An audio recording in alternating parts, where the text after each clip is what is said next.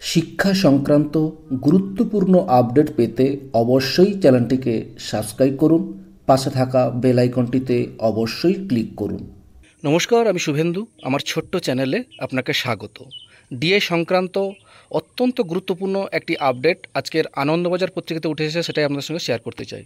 DA মামলার supreme শুনানি 4 August. দেখুন, 4 আগস্ট সুপ্রিম কোর্টে হবে ডিএ মামলার শুনানি। বৃহস্পতিবার রাতে এমনটাই জানা গিয়েছে শীর্ষ আদালতের তরফে প্রকাশিত অ্যাডভান্স কজ লিস্ট সূত্রে। মামলাটি উঠবে বিচারপতি সঞ্জয় করল এবং বিচারপতি প্রশান্ত মিশ্রের বেঞ্চে।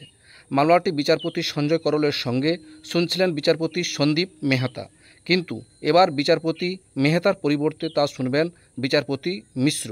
তবে এর আগেও বিচারপতি ঋষিকেশ রায়ের সঙ্গে তিনি এই মামলা শুনেছিলেন। মামলাকারী সরকারি কর্মচারীদের দাবি, তারা শীর্ষ আদালতের রায়ের বিষয়ে আশাবাদী। সুপ্রিম কোর্টের বিচারপতি সঞ্জয় করল ও বিচারপতি সন্দীপ মেহতার ডিভিশন বেঞ্চ গত 16ই মে অন্তর্বর্তী নির্দেশে জানিয়েছিল, রাজ্য সরকারি কর্মীদের বকেয়া ডিএর 25% মিটিয়ে দিতে হবে 6 সপ্তাহের মধ্যে। সেই সময়সীমার মেয়াদ শেষ হয়েছে 27 জুন। এই ছিল একটা আপডেট, আপনাদের সঙ্গে শেয়ার করলাম।